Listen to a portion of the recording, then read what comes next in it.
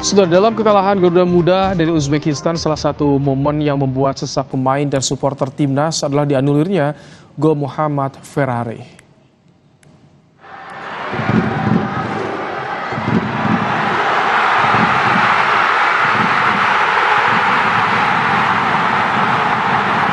Euforia pemain dan para supporter timnas harus pupus setelah wasit Chen Yinhao membatalkan gol itu. Gol yang tercipta pada menit ke-60 itu dibatalkan usai wasit mengecek VAR dan memutuskan bahwa kaki Ramadan Sananta masuk area offside.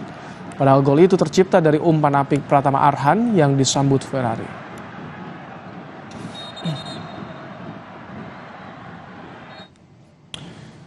Yang juga panas di laga semifinal Indonesia kontra Uzbekistan malam tadi adalah sejumlah keputusan wasit asal Tiongkok Shin Yinhao, antara lain hadiah tendangan bebas untuk Witan Sulaiman pada menit ke-27 setelah pemain Uzbekistan melakukan pelanggaran.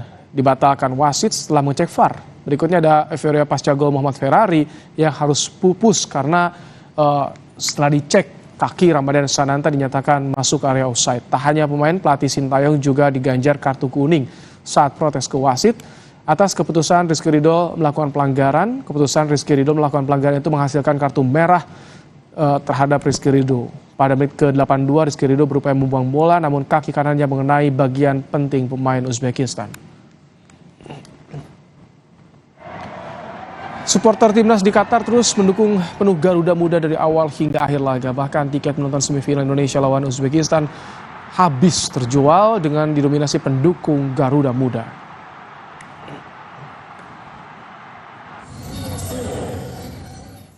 Di Indonesia, supporter timnas memenuhi berbagai lokasi nonton bareng meskipun Indonesia harus mengakui keunggulan Uzbekistan. Namun para pendukung tetap berharap Indonesia bisa meraih tiket Olimpiade lewat perebutan tempat ketiga lawan Irak nanti.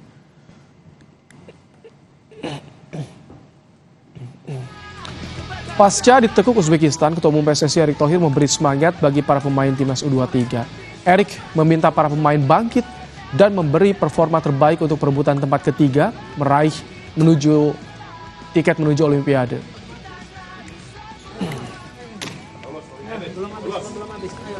Belum habis, ayo, Rio. Oke, Cuman, kita mau nyerah atau mau fight back? Mau nyerah atau mau fight back?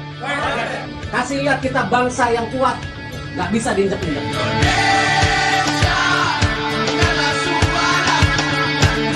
Ini ada game kedua, yang penting yang memastikan kita juga lolos Olimpiade.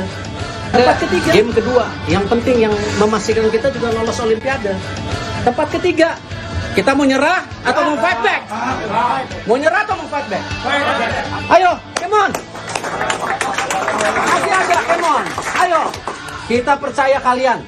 Kalian bisa. Pak Menpora di sini. Presiden nonton kalian. Seluruh rakyat Indonesia nonton kalian.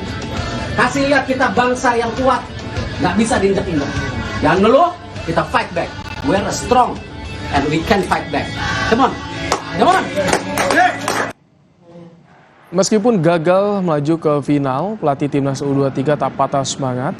ST memuji permainan apik Uzbekistan dan mengucapkan selamat atas kemenangan mereka. Namun pelatih asal Korea Selatan itu bilang dirinya kecewa atas sejumlah hal dalam laga malam tadi yang enggan ia sampaikan. Meskipun demikian, Sintayong berjanji ia dan Garuda Muda akan melakukan hal terbaik untuk tetap mencapai target Olimpiade.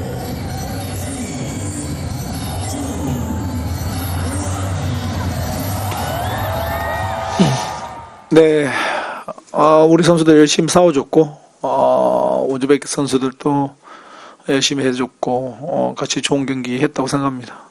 좀 아쉬운 부분도 있고, 하지만 그래도 뭐 우즈베키스탄이 잘해서 승리했는 것을 축하드리고, 아직 뭐 기회는 남아 있으니까 우리가 3, 4위전에서 더 잘 준비해서 꼭 올림픽 갈 수 있도록 준비하도록 하겠습니다. Untuk mengulas peluang Indonesia mengalahkan Irak di perebutan tempat ketiga Piala Asia U23 dan lolos ke Olimpiade Paris, lalu bagaimana juga dukungan supporter di Doha, Qatar, kita ulas bersama dengan pengamat sepak bola Wesley Huta Galung dan diaspora Indonesia di Doha, Qatar, Ali Murtado. Selamat petang, Bung Wesley. Selamat petang waktu Indonesia, Pak Ali. Selamat petang, Baik, Bung Ibrahim. Bung Wesley, bagaimana Anda melihat performa timnas U23 semalam? Bagaimana nanti kalau lawan Irak? Ya, dari performa yang kita puji-puji ya ketika menghadapi Yordania, menghadapi Korea Selatan, dan itu variasi permainan yang diperlihatkan Sintayong sangat berbeda dalam 4 pertandingan hingga perempat final. Kita berharap ada pembaruan dan perbedaan lagi yang diberikan oleh kubu Sintayong, karena yang dilawan ini Uzbek yang dari tahun 2018 itu sudah berjaya di kawasan Asia, mau usia 20 senior, pembibitan mereka serius sekali. Dan ketika kita melihat kemarin pemain kita dikunci, begitu cerdasnya para pemain Uzbekistan membuat pemain kita tidak bisa menemukan pola permainan yang pas untuk di pertandingan itu, ya kita harus kembali berbenah mencari situasi bahwa tim ini bukan hanya sekedar tim debutan, tim yang pertama kali membobol gawang Korea Selatan di turnamen, tapi tim yang mampu meraih tiket Olimpiade dengan menghadapi Irak ya. Kita tunggulah kekecewaan selesai di sini aja Mas Ibrahim. Tinggal bangun lagi harapan, jangan kecewa terus-menerus. Oke, bicara soal kekecewaan di sini aja, kita akan tanya kepada Pak Ali. Pak Ali, bagaimana ketika kemarin langsung lihat di stadion kondisinya seperti itu? Bagaimana sih ketika ada euphoria tapi pupus, Pak Ali? Iya, pastilah ya kalau ditanya kecewa atau tidak, pasti banyak yang merasakan kecewa. Tapi seperti yang dilihat, mungkin tidak seluruhnya tampil di televisi ya semalam itu. Tapi yang terasa di stadion itu, mereka teman-teman supporter juga tetap bernyanyi, tetap meneriakan nama Sintayong, meneriakan nama Hernando dan sebagainya. Jadi intinya kita tidak akan patah, tidak akan putus semangat kita. Jadi seperti tadi Bung Wesley katakan, kecewanya cukup sampai di sini, dan kita akan bangun lagi, kita akan mobilisasi lagi supporter untuk tetap datang di leg perebutan tempat ketiga nanti. Kemarin 10.000 tiket habis terjual dan dimerahkan Abdullah bin Khalifa oleh pendukung Garuda. Bung Wesley, ketika melihat kemarin ada Rafael Struijk yang absen, di laga perebutan ketiga bisa main, tapi Rizky Ridho nih, bagaimana nanti Bung Wesley? Ya, dalam sebuah tim sepak bola emang tidak boleh bergantung kepada 1-2 orang. Tapi kita nggak bisa mungkiri peran Rafael Struijk memang baru mencetak gol di pertandingan lawan Korsel. Tapi dari awal kalau kita lihat bagaimana dia membuka pertahanan lawan, memberikan ancaman, itu kan memudahkan serangan secara tim dalam memberikan bantuan kemenangan, termasuk menghadapi Australia dan Yordania. Nah, kalau kita tanpa Rizky Ridho, ini memang satu catatan saya, karena pemain ini masih muda tapi kematangannya luar biasa, sudah seperti pemain senior. Nah, dengan komposisi pertahanan sebelah kanan kita selalu diserang, entah itu Ferrari atau Komang mendampingi Rio ataupun Fajar Fatur Rahman, kekuatan kita sebenarnya ada di tengah Rizky Ridho dan di kiri Justin Hubner. Nah, ini menjadi pertanyaan kita, penantian kita, apakah Sintayong bisa mencari racikan yang terbaik di 3 jangkar di belakang di depan Hernando Ari. Oke. Kita akan bahas juga karena yang masih banyak disorot soal kinerja wasit semalam. Tapi usai jeda, Bung Wesley, Pak Ali tetap bersama kami.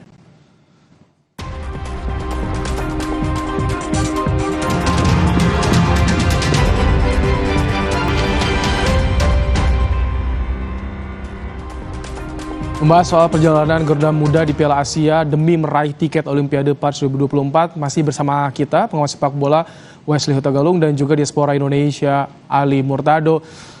Pak Ali, jadi apa nanti yang akan disiapkan jelang untuk menonton lawan Irak nanti? Iya, seperti biasa. Jadi kita akan coba lakukan blocking tiket, karena baru saja ini juga baru dibuka beberapa menit yang lalu ini Bung Ibrahim. Ternyata sudah hampir sold out sekarang posisi tiket, bahkan melebihi laga final, melampaui laga final. Jadi yang laga final itu baru separuhnya, yang laga perebutan tempat ketiga ini, kalau misalkan tertulis di sini yang kategori 2 bahkan sudah sold out, sudah habis. Jadi, kapasitasnya 10.000 sama tetap? Kapasitasnya sama. Jadi untuk perebutan tempat ketiga kita akan menggunakan Abdullah bin Khalifa Stadium. Sering diplesetkan jadi Gelora bin Khalifa. Jadi GBK. Ya, jadi tetap akan menggunakan stadion itu dan kapasitasnya sekitar 10.000. Artinya Dan, WNI semua diaspora di sana tetap semangat mendukung timnas U23 ya, sampai bisa Betul. meraih terbaik nanti ke Olimpiade. betul, betul, betul. Kita tetap semangat intinya itu. Oke, Bung Wesley, yang disorot soal kepemimpinan wasit. Bagaimana Anda melihat soal ini, Bung Wesley? Ya, kalau kita kalah wasit kemudian menjadi sorotan ya. Kalau kita menang wasit kemudian menjadi pujian-pujian. Tapi dengan bantuan VAR itu menyadarkan kita bahwa VAR bukan selamanya menjadi penentu benar salah atau kebaikan yang bagi kedua tim. VAR dibutuhkan oleh wasit dan wasitlah yang menentukan kemudian apakah itu pelanggaran apa tidak, apakah itu penalti atau tidak. Bantuan VAR itu yang harusnya mempermudah keputusan wasit ngambil keputusan. Tapi yang di Indonesia kan kemudian sorot wasit VAR siapa yang di ruang control room? Oh, Thailand. Oh, ini yang dulu wasit Kalau secara VAR-nya objektif lawan Anda Qatar. melihatnya bagaimana? Sudah fair?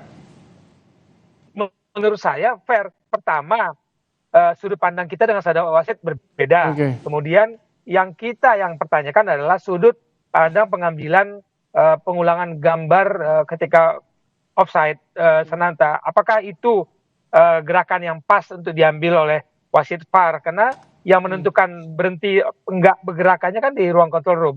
Yang saya kritisi adalah pelanggaran Witan. Saya pikir itu pelanggaran, tapi kemudian terjadi bantuan VAR mengatakan tidak sama sekali. Oke. Saya bingung juga itu pelanggaran. Oke, bukan penalti, tapi kalau itu pelanggaran menurut saya. Baik, kita akan tunggu karena soal ke final usai kita nggak dapat tiket, tapi soal Olimpiade kita masih ada kesempatan. Terima kasih Bung Wesley Huta Galung, Pak Ali Murtado. Kita tunggu nanti dukungannya langsung di Qatar Kamis minggu ini ya. Terima kasih Bapak-bapak. Ya. Terima kasih Bung Rahim. Terima kasih. Terima kasih Bung Wesley. Baik, saudara, usai jeda, Kompas Petang akan kembali dengan informasi lainnya. Tetap bersama kami.